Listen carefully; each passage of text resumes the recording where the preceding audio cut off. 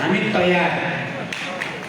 मैले त यो प्रस्ताव तयार पार्दै गर्दा कता कता फेरि एकचोटि विद्रोह गरेको अनुभूति भएको छ।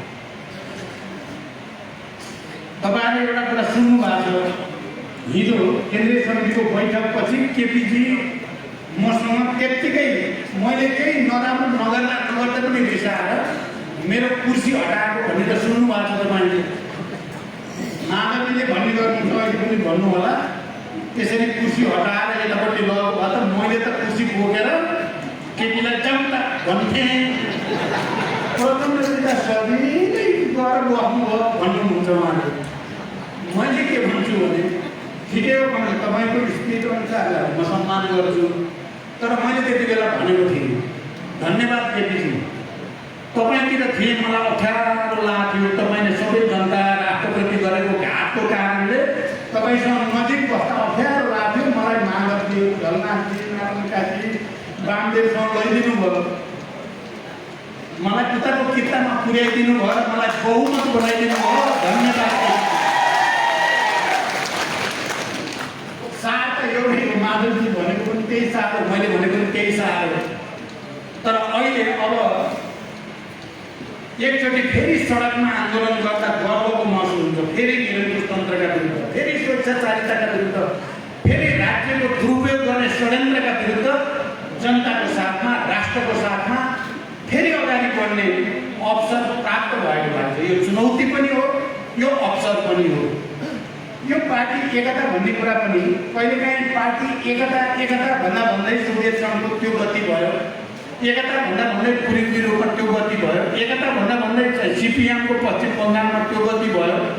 गलत चिजका विरुद्ध सङ्घर्ष नगर्यो भने त झन् सिद्धिने त विलोप हुने छ पार्टी त। अब त मैले अहिले वर्णनमा यतिका तपाईँ कमरेडहरू आएको देख्दा म निकै उत्साहित पनि भएर तपाईँहरू अब जागिदिनु भयो र तल गएर कार्यकर्ता र जनतालाई प्रशिक्षण गर्ने, परिचालन गर्ने, आन्दोलित गर्ने काम गर्नुभयो भने मलाई लाग्छ हामी छिटै नै, धेरै समय होइन, केही महिनाभित्रै हामी विजयी हुन्छौँ। हामी विजयी हुन्छौँ र केपीजी र केपी गुटको पतन अनिवार्य छ। मैले भनेको छु केपीजी, तपाईँले इतिहासमा कलङ्कको टीका लगाइसक्नुभयो, अब यो पुछिँदैन। यत्रो पार्टी एकता, यत्रो 2/3 बहुमत हामीले के गरेका थियौँ?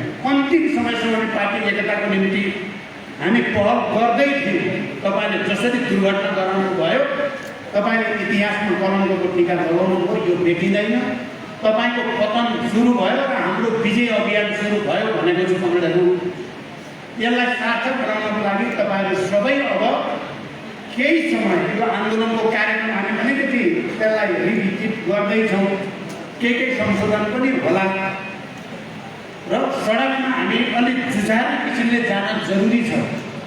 1-2 महिना हामीले अलिक धेरै नै मेहनत गर्नु जरुरी छ। त्यो मेहनत गरिसकेपछि मैले भने तपाईँहरूले जे सोध्नुपर्छ, कोही साथीहरूलाई अलिअलि दुविधा, त्यो दुविधामा रहनु पर्दैन। निर्वाचन आयोग, सर्वोच्च अदालत र जनताको अदालत सबैको फैसला एउटै आउँछ। संसद पुनर्स्थापना, नेपाल कम्युनिस्ट पार्टी नेकपा, यसलाई मान्यता यही आउँछ। तर त्यसको निम्ति तपाईँ हामी जागरुक हुनु जरुरी छ, तपाईँ हामी एक ढिका हुनु जरुरी छ। हामी विचारको आधारमा, सङ्गठनको भाव सिद्धान्तको आधारमा, राजनीतिक कार्यदिशाको आधारमा र इतिहासका अनुभवका आधारमा हामी एक ढिका, किनभने हामीले केपीलाई विरोध गरेको मात्रै होइन, यो हामीलाई साँचो अर्थको कम्युनिस्ट पार्टी बनाउने प्रक्रिया पनि हो। यो बहस हामी आफैभित्र फोहोर मैला अलिअलि जम्मा भएको छ, त्यो आफैभित्रको फोहोर मैला सफा गर्ने कुरा पनि हो यो अभियान। यो पनि बुझ्नु होला, खालि केपीलाई गाली गरेको नसम्झिनु होला, यो हामीभित्रको फोहोर मैला सफा गर्ने सङ्घर्ष पनि हो। यो हामीले आफै नै कमजोरीमाथि प्रहार गरेका छौँ। त्यसकारण तपाईँहरू पनि यही भावनाको साथ सङ्घर्षमा, सङ्गठन परिचालनमा, तलसम्म जनता परिचालनमा एकजुट भएर लाग्नुहोस्। मैले छान्ने देखेका छु, हामीले जितिसकेका छौँ। अब केही दिनको र केही समयको मात्रै कुरा हो, हामी जित्छौँ। यही अपिल तपाईँहरूलाई गर्दै म बिदा हुन्छु। धन्यवाद।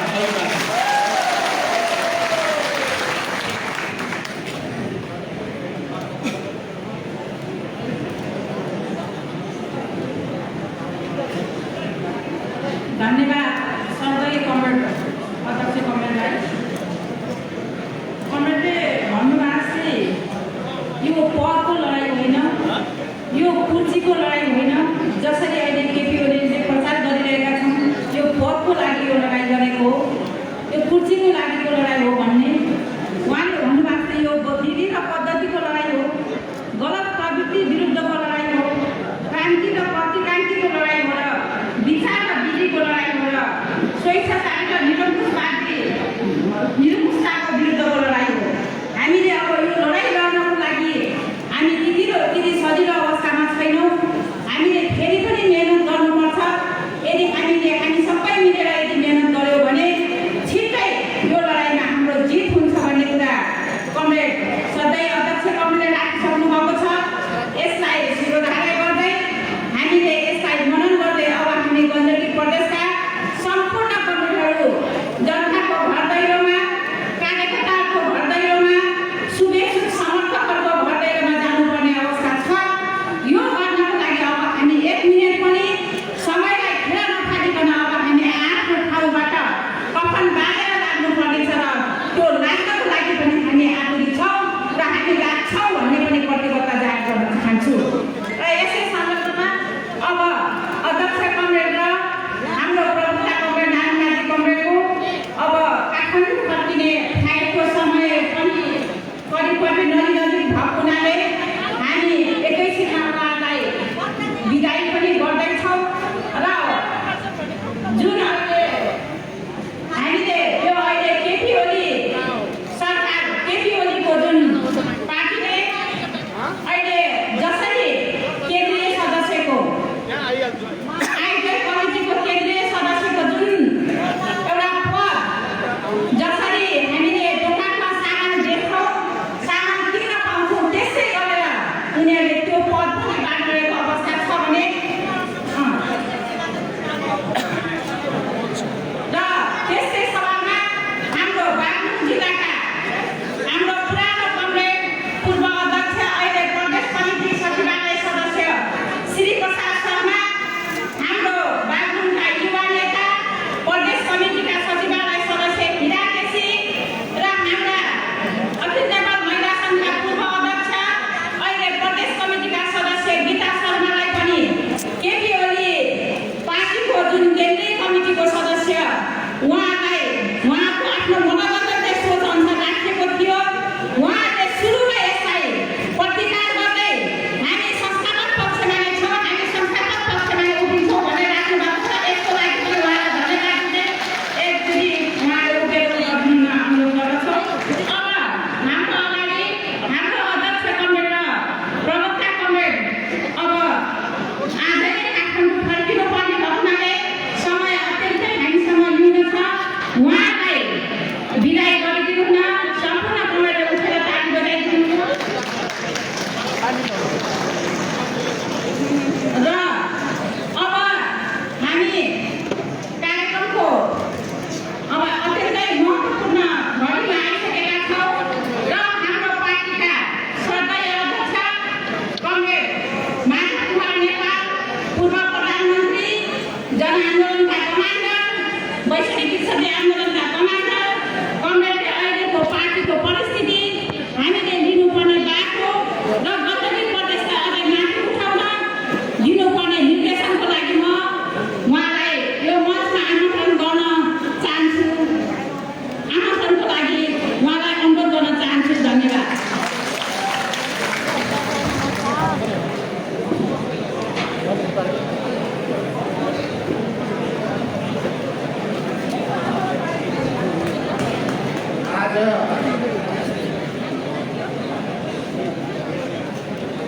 आजको यस गण्डकी प्रदेशको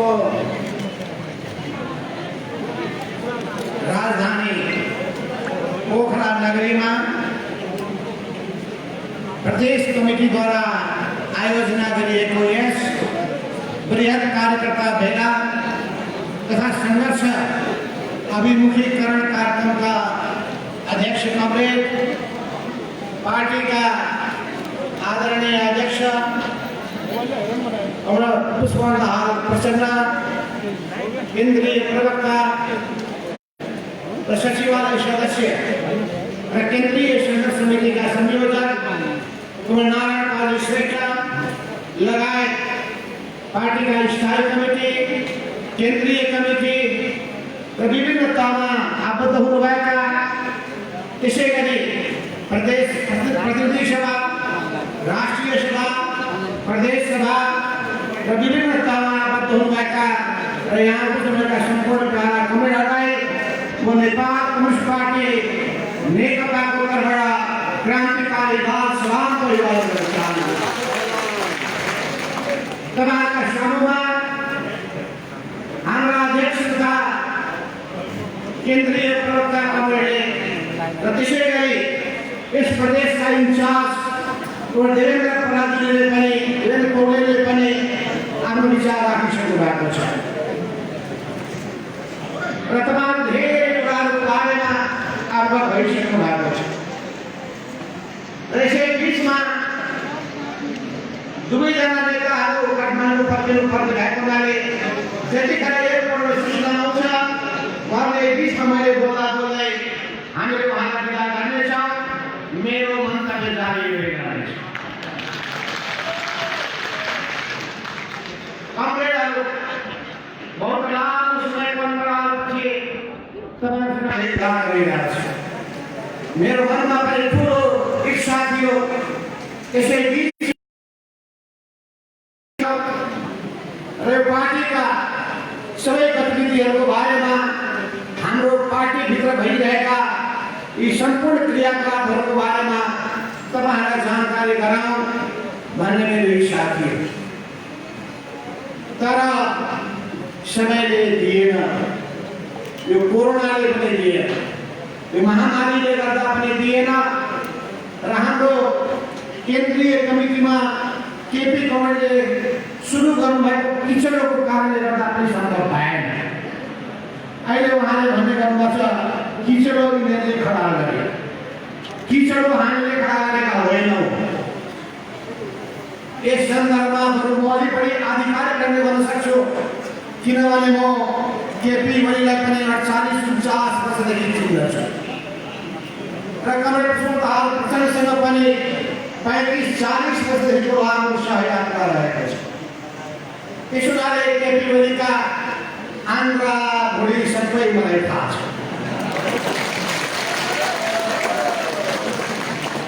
अनि यो प्रश्न खडा हुन्छ कि पार्टीमा यस्तो अवस्था आयो कसरी, देशमा यस्तो अवस्था आयो कसरी, यसको निम्ति को हो जिम्मेवार? एउटा कुराको प्रश्न छ। हाम्रो डक्टर केपीको कुरा मिलिरहेको छैन।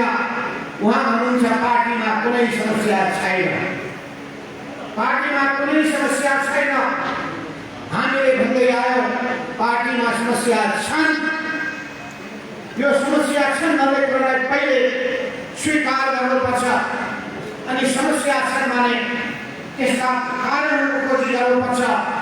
समस्या छन् भने के समस्या छन् भन्ने कुराको खोजबिन गर्नुपर्छ, समस्याको कारणको पहिचान गर्नुपर्छ अनि समाधानको निम्ति अग्रसर हुनुपर्दछ।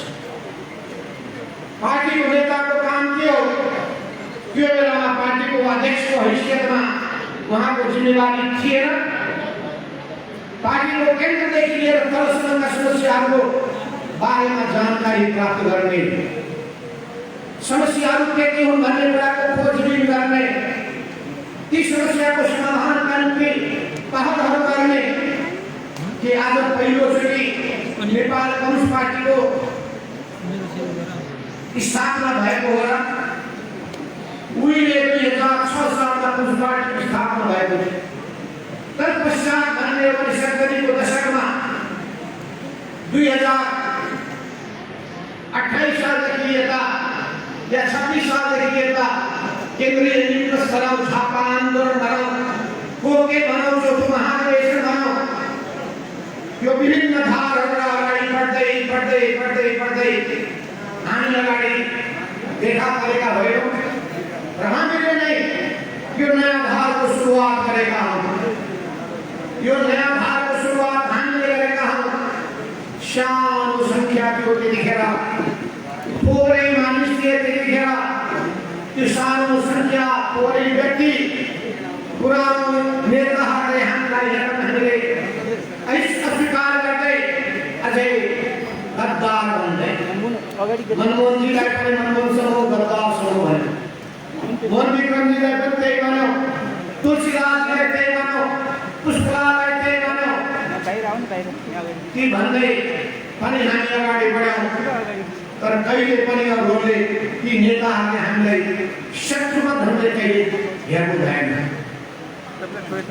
2026 सालमा मनमोहन नेतासँग भेट हुँदाखेरिको म स्मरण गर्न चाहन्छु 2028 सालमा डीपी अधिकारीको समूह विराटनगरमा जुट मिलका मजदुरको बिचमा क्रियाशील थियो डीपी अधिकारीको समूह म आज तपाईँलाई भन्न चाहन्छु मैले आज किन भनिरहेको छु भन्दाखेरि हिजो मात्रै कमरेड डीपी अधिकारीको निधन भएको छ र मैले आर्यघाटमा उहाँप्रति श्रद्धाञ्जली व्यक्त गर्नका लागि मैले प्रतिनिधि पठाएँ आफू जान सकिनँ मलाई खबर गर्नुको गणमान्य गौतमले हेर्नुहोस् डीपी अधिकारी नेकपा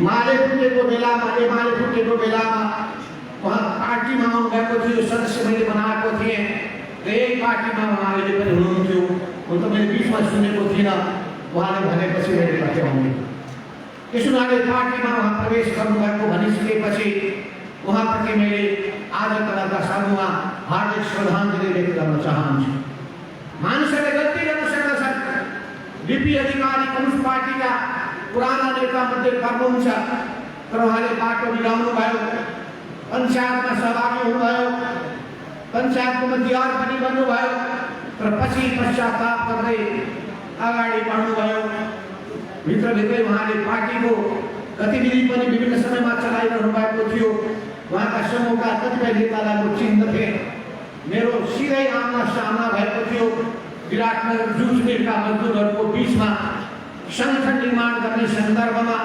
2028 सालमा यो सबै सन्दर्भमा पनि मैले उहाँको प्रसङ्गलाई यहाँ राख्नु आवश्यक पनि ठानेको छु यसबाट के देखिन्छ भने मानिसहरूको बाटो बिगाउन सक्दछन् बाटोबाट विचलित हुन सक्दछन् र यो के प्रशंसा जोड्न चाहन्छु भने केपी ओलीजी तपाईले बाटो बिगाउनु भएको छ त्यो बिराइएको बाटोमा फर्किनुहोस् समय यही हो नभए इतिहासको रक्षामा तपाईँलाई थालिनेछ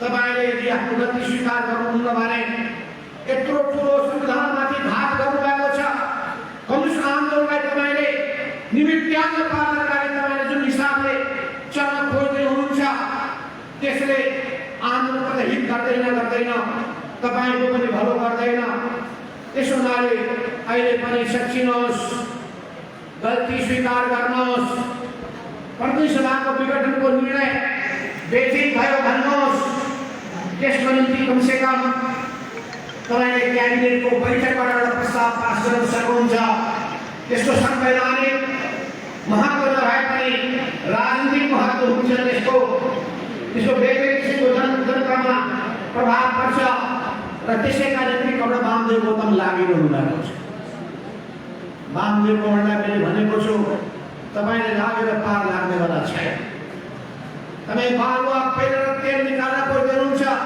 केपी ओली सुध्रिने मान्छे होइन उहाँ फाँसिन तयार र सचिन तयार हुने मान्छे अनि अहिले केपी ओलीका केही साथीहरूले मलाई भन्दै हुनुहुन्थ्यो होइन कमरेड तपाईँ र प्रचण्डको बिचमा जुन एकता सँगसँगै गर्दै हुनुहुन्छ सहकारी भइरहेको छ दुवैजना अगाडि बढ्दै हुनुहुन्छ अब तपाईँले पछि स्वाद चाख्नु होला अर्कोतर्फ मलाई खबरले पुऱ्याएको छ भने माधवले पाठसँग तपाईँ मिलेर जाँदै हुनुहुन्छ कुन दिन माधवले पारेर स्वाद चाख्नु होला कस्तो जाली मान्छे एकैचोटि दुईजनालाई दुईटा अलग अलग खबर पठाउँ हामी त यस्ता प्रसङ्गका चर्चा गर्ने हो भने एक भारी प्रसङ्ग छ त्यो प्रसङ्ग तपाईँले सुन्नुभयो भने दङ्ग पर्नु होला यस्तो पनि कहीँ मानिस हुन्छ यस्तो पनि कहीँ नेता हुन्छ नेताहरू कस्तो हुनुपर्छ, कार्यकर्ता कस्तो हुनुपर्छ, कम्युनिस्ट कस्तो हुनुपर्छ भन्ने बारेमा मैले धेरै गरिनु पर्ने आवश्यकता छैन। हामीले सिकेका छौँ कम्युनिस्टहरू इमानदार हुन्छन्, कम्युनिस्टहरू इमानदार हुन्छन्, उनीहरू एउटा विचार र प्रेम अगाडि बढेका हुन्छन्। त्यो हो कम्युनिस्ट सिद्धान्तबाट मार्क्सवाद लेनिनवाद लगेको सिद्धान्तलाई अंगीकार गरेर अगाडि बढेका हुन्छन्। के मार्क्सवादले त्यस्तै किसिमको नेता र कार्यकर्ता बन्नका लागि हामीले सिकाएको हो? मार्क्सवादले त्यस्तो सिकाउँदैन। मार्क्सवादले के भन्छ? ईमानदार हो, बेईमानीले जात जेल नगर। मार्क्सवादले हामीलाई भन्छ देश र जनताप्रति जिम्मेवारी बोधका साथ अगाडि बढ, देश र जनतालाई घात गर्ने काम नगर। अहिले केपी ओलीजीले यो देशलाई अस्थिरतातर्फ लिएर जानका लागि जुन काम गर्नुभएको छ, जनतालाई फेरि अर्को कुरा द्वन्द्व र भुगोलीमा फसाउन खोज्नु भएको छ, यो एउटा कम्युनिस्टले सुहाउने काम होइन। यसै हुनाले पनि पार्टी स्थायी समितिको बैठकमा एकजना नेताले बोल्नुभएको थियो, बाँध्दै बोल्न आफैले केपी ओलीमा कम्युनिस्ट नामको कुनै पनि गुण रचेको छैन, उहाँमा कम्युनिस्टको अलिकता पनि अंश छैन। उहाँ मान्छे इमानदार होइन, उहाँ वचनको पक्का पनि होइन, उहाँ आत्मालोचना गर्दै गर्नुहुन्न, उहाँमा आत्मालोचनाको कुनै प्रवृत्ति छैन। अहिले सबै पढहरू अध्यक्ष प्रमुख हात पछाडि कोही नारालाई सेकर कार्यको हात गरिदिएर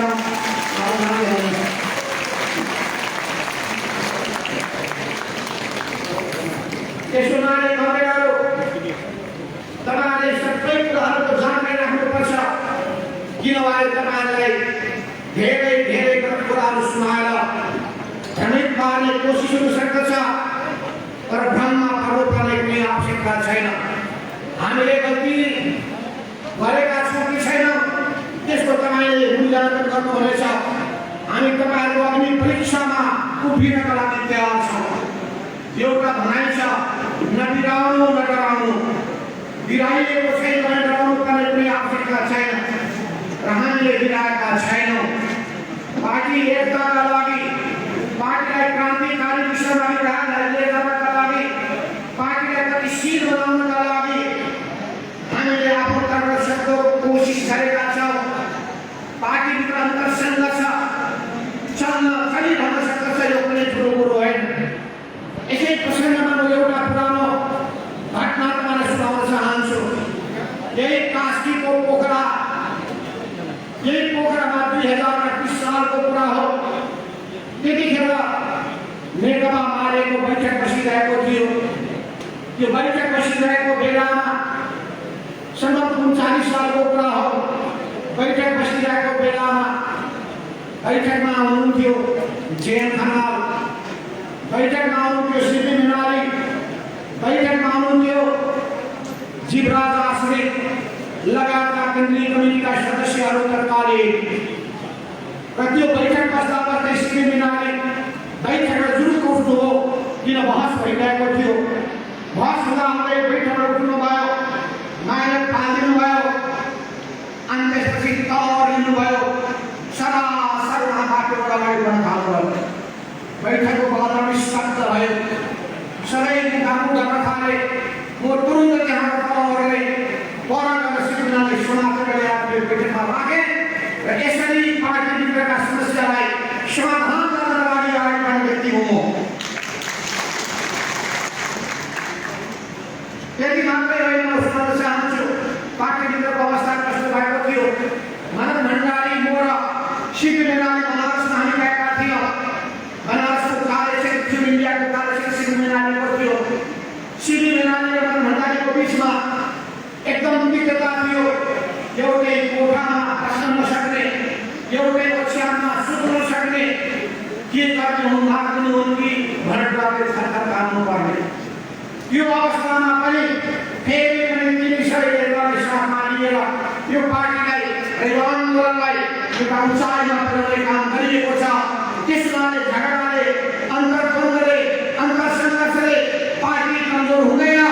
पार्टी कमजोर हुन्छ, पिठी मिचियो भने, पार्टीको अनुशासन पालन गरिएन भने, अराजकता बचियो भने, जथाभावी गर्न थाल्यो भने, गुटबन्दी हाबी हुन थाल्यो भने, अनुशासनको पालन गर्ने प्रवृत्ति व्याप्त हुन थाल्यो भने, त्यस्तो अवस्थामा पार्टी कमजोर भएर जान्छ। र केपी ओलीले सुरुदेखि गुटबन्दी गर्नुभएको छ, सुरुदेखि उहाँले गुटबन्दी गर्नुभएको छ। 2050 सालमा नेकपा एमालेको तपाईँलाई थाहा छ त्यतिखेर म महासचिवमा आएँ, त्यो बेलादेखि उहाँलाई पछिन माधव नेपाल महासचिव भएको, त्यसभन्दा अघि उहाँलाई पछिन सिपी मैनाली महासचिव सचिव भएको। यो प्रवृत्ति उहाँमा सुरुदेखि नै थियो र त्यो थोरै थियो, त्यति प्रकट भइसकेको थिएन। अहिलेको जस्तो उहाँको प्रवृत्ति जसरी हामी देखिरहेका छौँ, त्यो विगतको बिउको विकसित रूप हो, त्यसको विकसित रूप हो। र कुनै पनि व्यक्तिमा जब कुनै समस्या देखा पर्छ भने त्यो तत्काल देखा परेको होइन, यसको पछाडि कारण लामो समयदेखि उसमा विद्यमान प्रवृत्तिको पछाडि खोज्नुपर्छ। त्यही उहाँमा पहिलेदेखि यस्ता प्रवृत्तिहरू थिए, व्यक्तिवादी प्रवृत्ति, गुटवादी प्रवृत्ति। अनि गुटवादी व्यक्तिवादी प्रवृत्ति पावरमा पुगिसकेपछि अहङ्कारी प्रवृत्तिको रूपमा विकास भयो। अहङ्कारको रूपमा त्यो प्रकट हुन थाल्यो, अरूको मान नकल गर्ने प्रवृत्तिको रूपमा देखा पर्न थाल्यो, अरूलाई बदला लिने भावनाको रूपमा देखा पर्न थाल्यो। र आज उहाँ सत्तामा पुगिसकेपछि तपाईँले देख्नुभयो, सम्पूर्ण पावरको केन्द्रीकरण उहाँले गर्न थाल्नु, पावरको केन्द्रीकरण उहाँले आफ्नो हातमा लिनुभयो। कुनै प्रधानमन्त्रीको पालामा पनि इन्टेलिजेन्स जसलाई गुप्तचर भनिन्छ, प्रधानमन्त्रीको माथामा हुँदैन थियो, गृह मन्त्रालयको माथामा हुन्थ्यो। र उहाँ पछिल्लो पटक दोस्रो पटक प्रधानमन्त्री भएपछि त्यो गुप्तचरको जिम्मेवारी प्रधानमन्त्री कार्यालयमा राख्नुभयो। सम्पत्ति शुद्धिकरणको जिम्मेवारी अर्थ मन्त्रालयको हुन्थ्यो, त्यो पनि उहाँले आफ्नो हातमा राख्नुभयो। भन्दाखेरि सुरुदेखि नै उहाँको नियम ठिक रहेनछ। सुरुदेखि नै कुपोषण विरोधीहरूको निरन्तर कसरी लगाउने भन्ने बारेमा, अनि राज्यका विभिन्न संयन्त्रलाई तर्साएर कसरी राख्न सकिन्छ भन्ने बारेमा उहाँको दिमाग त्यो ढङ्गले घुम्न थाल्यो। मान्छेको दिमाग पुरा फाटी रिसिएपछि त्यस्तै काम गर्दछ। र केपी ओलीमा इमान्दारिता छैन, केपी ओलीमा कम्युनिस्ट छैन, केपी ओलीमा देश जनताको परिवर्तन गर्ने सङ्कल्प पनि छैन। उहाँले पोपुलरिजम भन्छ जसलाई, तत्कालको नाम चम्काउने काम गर्ने बाहेक के गर्नुहुन्छ, ताली पाउँ, त्यो ताली पाउने कुरा बाहेक यो जनताको जीवनमा तात्विक परिवर्तन गर्ने, समाजवादको नेपाली मोडेल नेपालमा विकसित गर्ने र समाजवाद र सामाजिक न्यायको नेपाली उदाहरण प्रस्तुत गर्ने त्यो प्रतिबद्धता उहाँमा देखिएन। त्यसो हुनाले कमरेडहरू, अब यी सबै घटनाक्रमको चर्चा गर्ने हो भने सुरुदेखिका घटनाक्रमहरू एक तपाईँलाई बताउनु पर्ने हुन्छ। ती प्रत्येक कुराहरूको तथ्य हामीसँग छ, ती प्रत्येक कुराको तथ्य हामीसँग छ। 2071 सालको साउन महिनामा नवमहाधिवेशनबाट नेकपा एमालेको उहाँ अध्यक्ष भएदेखि समस्या खडा भयो। तपाईँले सुन्नुभएको होला, त्यस बेलामा पार्टीका स्थायी समितिका सदस्य घनश्याम भुसालले भनेको कुरा धेरै प्रचलित भयो, प्रचारमा आयो। उहाँले के भन्नुभयो भने केपी कमरेड पार्टी कार्यकर्तालाई डिबेट गर्नुहुन्छ अनि उहाँको प्रशंसा गर्ने व्यक्तिहरूलाई मात्रै उहाँले जिम्मेवारी दिनुहुन्छ र उहाँसँग समर्थ भएका व्यक्तिहरूलाई पाखा लगाउन चाहनुहुन्छ। कुनै पनि कामको जिम्मा दिनुभन्दा पहिले त्यो कार्यकर्ता कस्तो छ भन्ने हेर्नुहुन्छ, इमान्दार भन्ने होइन। उहाँले रगतको जाँच गर्नुहुन्छ, खतराको जाँच गर्नुहुन्छ, भएन भने डिएनएको टेस्ट गर्नुहुन्छ, आफूसँग मेल खायो भने जस्तो सुकैलाई पनि जुनसुकै पद दिने, तर आफूसँग सहमत भएन, आफूलाई मत दिएको छैन भने त्यसलाई किनारा लगाइदिने उहाँको प्रवृत्ति छ। र त्यसको उदाहरण त खोज्नु पर्दैन, यो गण्डकी प्रदेश यसको पीडित मध्ये एउटा प्रदेशभित्र पर्दछ। केपी ओली पीडित प्रदेश गण्डकी प्रदेश, केपी ओलीबाट पीडित प्रदेश लुम्बिनी प्रदेश, यो सबभन्दा बढी पीडित प्रदेश मध्ये पर्दछ। त्यस हुनाले यहाँ केपी ओलीका प्रगति बोकेका व्यक्तिहरू केपी ओलीका साथमा हिँडिरहेका छन् र म त्यसको आफै भुक्तभोगी छु। यहाँ जब कार्यकर्ताको भेलामा मैले आएर बोल्नु पर्थ्यो भने तपाईँ किन आएको, कसको अनुमतिले आएको भन्दाखेरि जवाफ दिएको छु के कोही अञ्चलाधीश यहाँ छ कि अञ्चलाधीशको मैले अनुमति लिनु पर्दछ र जवाफ दिएको तपाईँले सम्झना गर्नुभएको होला। त्यसो हुनाले यो प्रवृत्तिको बारेमा मैले तपाईँलाई लामो व्याख्या गराउनु पर्दैन। केपी ओलीको प्रवृत्ति पुरानो प्रवृत्ति हो, एकल काटे प्रवृत्ति हो, गुटवादी प्रवृत्ति हो र त्यही प्रवृत्ति बिस्तारै बिस्तारै बिस्तारै झाँगिँदै गयो अनि पार्टी एकताको प्रकरणमा त्यो देखा पर्न थाल्यो। अनि त्यो एकता प्रकरणको सुरुवातको सन्दर्भमा चर्चा गर्न चाहन्छु। 2074 सालमा जब पार्टी एकता संयोजन समिति बन्यो उहाँले पहिलो प्रहार सुरु गर्नुभयो जेएम खनालमाथि। जेएम खनाललाई पुरै सिद्ध्याइदिने उहाँले प्रयत्न गर्नुभयो अनि जेएम खनालले भन्नुभयो अब म विद्रोह गर्छु। वामदेव गौडाले त्यो खबर ल्याउनुभयो जेएम खनाल विद्रोह गर्छु भन्दै हुनुहुन्छ भनेर 2074 सालको माघ महिनामा भनेको कुरा हो।